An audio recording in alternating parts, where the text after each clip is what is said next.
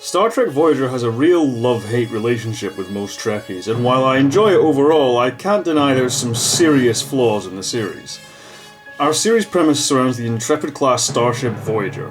While searching for a lost Maquis ship, Voyager is caught in an energy wave and taken to the far side of the galaxy. The journey back would take roughly 70 years, but our crew push on regardless.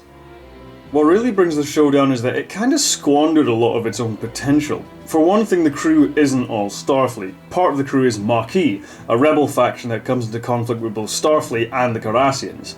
There's supposed to be this tension between the two crews, and they're supposed to be at odds with one another, yet this never pays off in any significant way. Deep Space Nine kinda beat them to the punch on that one. Another drawback was that being in an unknown part of the galaxy meant that we were supposed to encounter new and interesting aliens, but for the most part we just got the same forehead bump guys we've had since Next Gen. That's not to say there aren't some good gems here and there. The Vidians were pretty cool, an alien race ravaged by a plague that eats away at them, so in order to survive they roam the galaxy harvesting organs and other body parts from other races.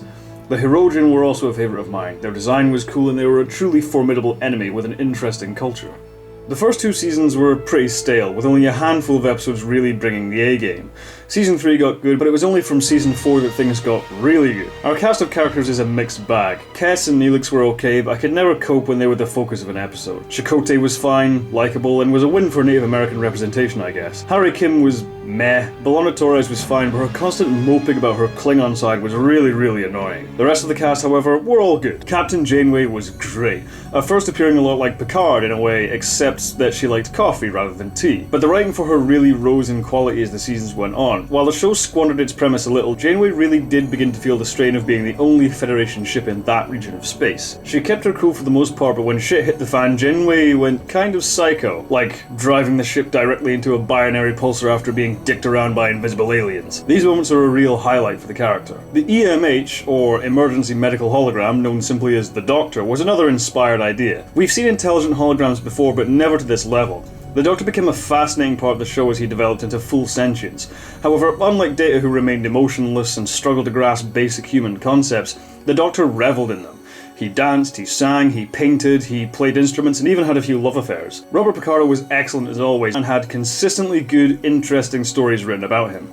Tim Ross's Tuvok was also a great addition to the crew, the first Vulcan tactical officer we've seen in the franchise so far. He was consistently reliable, logical, and badass all at the same time. He has some really great episodes to his name, and he's always a really great part of each episode. The ship's pilot, Tom Paris, was also a good addition. It seems every show wants to have their Kirk-type character, the sarcastic, lovable rogue. However, in Paris' case, he's actually a real fuck-up when it comes to being in Starfleet. In fact, when we meet him for the first time, he's in prison for betraying the Federation. His arc throughout the show is a redemption story, and it's truly compelling. In fact, this character seems like a blood relative to a similar one he played before in an episode of Next Gen. But the show's true saving grace is the final addition to the crew. A blonde, blue-eyed, supermodel good-looking saving grace in 7 of 9, who is my favourite character of the show. Now, before anyone starts judging and says I'm letting my penis do the thinking on this one, you may be partially correct, but there's much more to 7 of 9 as a character than good looks in a bodysuit. Essentially, they pulled a similar move to Worf. They turned one of the worst enemies of Star Trek into one of their crew members, but with 7 of 9 they did it even better. Rather than being thankful for being freed from the Borg, 7 of 9 hates the Voyager crew at first for what they've done. She was only a little girl when she was assimilated and remembers very little of anything else. She's been through the kind of trauma no one else could imagine. We saw how screwed up Picard was after only being in the collective for a day or two. Now imagine the same thing but after 20 years. The character is skillfully written and some of the best stories of the show are centered around her. And it's made all the better by the fact that Jeri Ryan is a very good actress. Also, 7 of 9 fought The Rock. Yeah, The Rock was in Star Trek. Bet you didn't know that.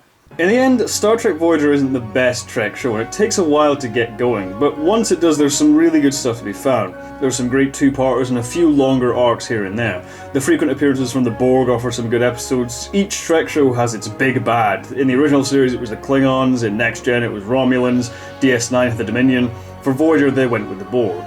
I don't really do numerical ratings, but I'd say Voyager is a solid 3 out of 5 kind of show. Worth watching, but you can skip a hell of a lot of episodes.